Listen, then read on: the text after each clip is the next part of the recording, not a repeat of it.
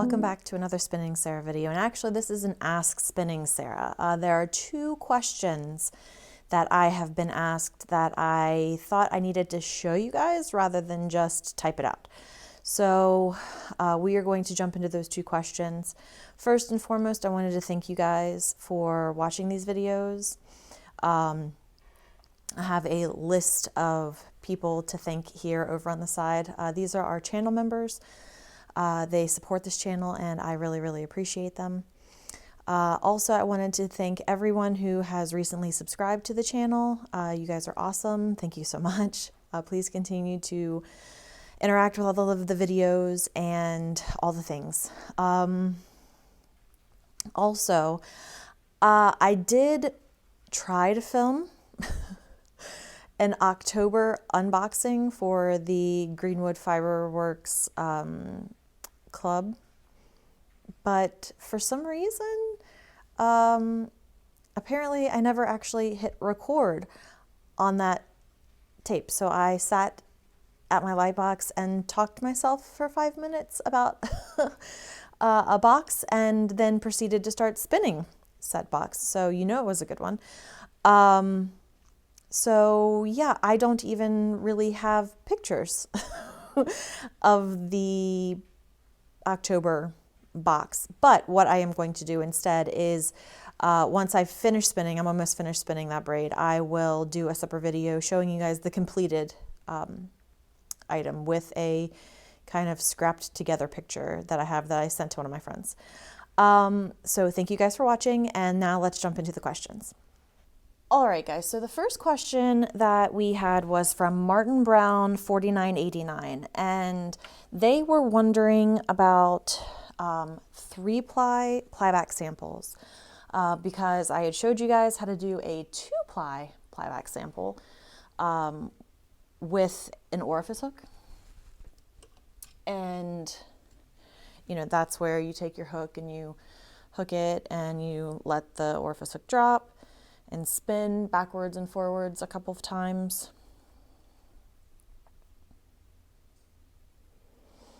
to show you what your twist is going to look like. Now, granted, this is the end of my bobbin and I stopped spinning and wound it all up, so it's not going to have a ton of twist. So this is what your 2-ply plyback would look like.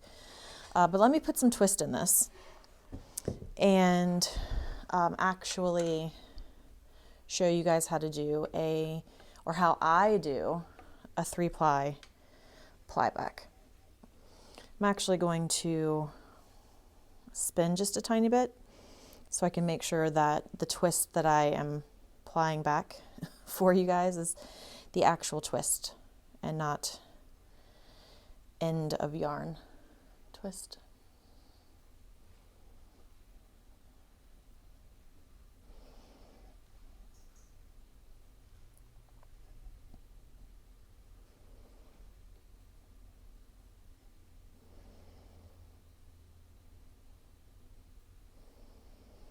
All right, so now that I've spun this little section, I'm going to pull this yarn off of my bobbin. And how I do a 3-ply sample is I basically take my hand and I put my thumb under and flip this over. Or you can also go like this. Here, let me back this up a little bit.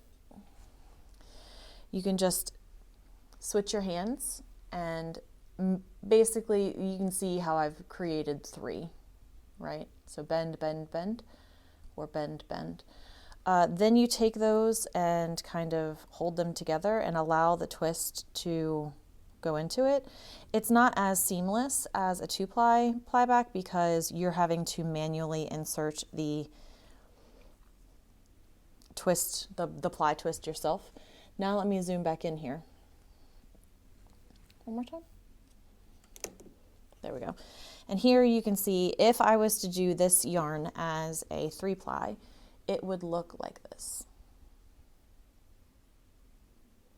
And that essentially tells me that I'm happy with the twist in my singles for either a 3-ply or a 2-ply, and I can continue going as I have been so far. And that's good because I'm almost at the end of this braid. So yeah, that is all that you have to do, and I'll show you again how I did that with my hands.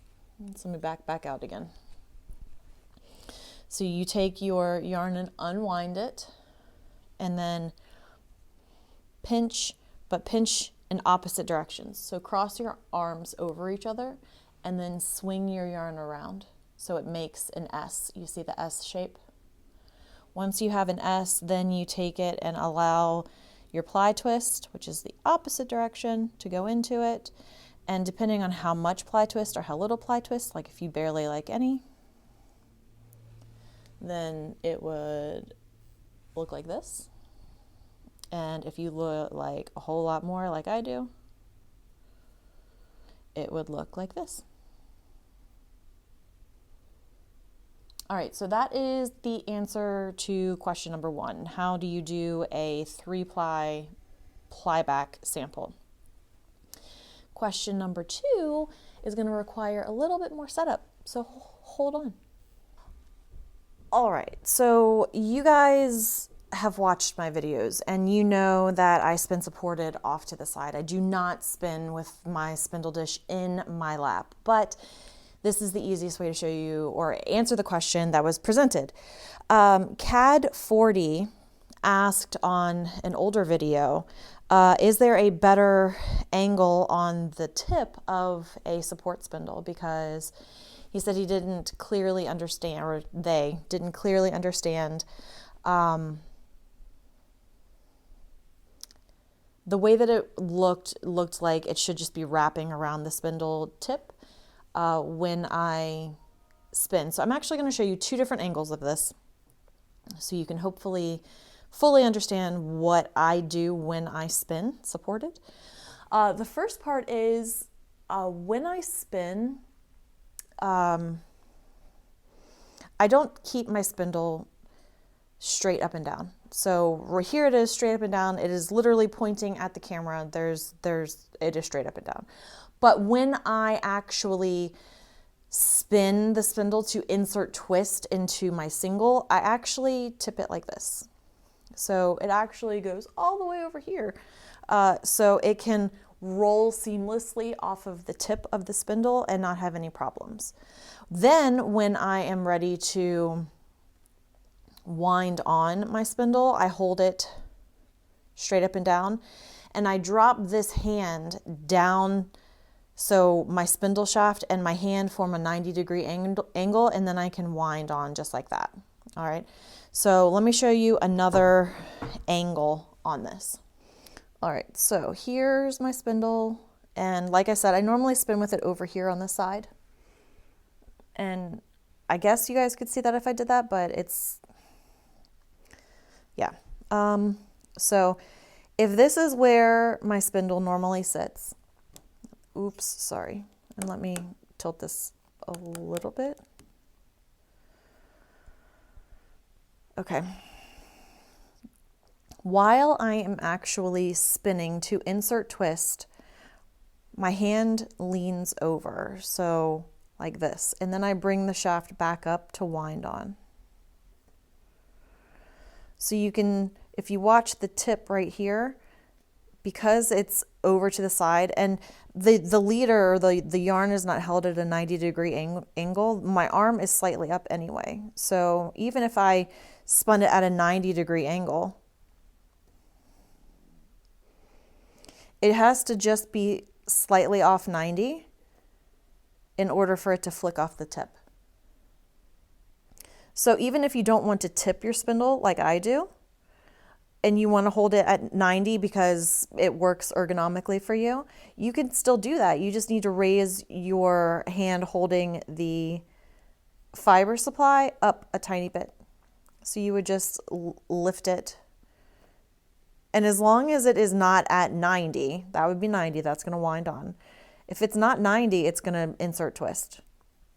And that's really all the difference that I think you should have needed to see, is just your hand can't be at 90 degrees to the tip of your spindle. It has to be up slightly. As long as it's up a little bit past 90, you should be good. All right, friends, so that's all that I have for you today. Thank you guys so much for asking questions. Please continue to ask those questions, and I will do my best to answer them either in text right underneath of your question or as an actual video reply like an Ask Sarah. Please also look out in the next few weeks for a video on that October fiber that I accidentally spun before I took the video of it. Also, I do have a series of videos planned for how to remove cops from your spindles, both support spindles, drop spindles, and Turkish spindles. How to ply from your spindle cops and different methods to do that. And also, instead of removing the cop from the spindle, just how to ply directly from your spindle. So stay tuned for those. Thank you guys so much for watching. And until next time, guys, happy spinning.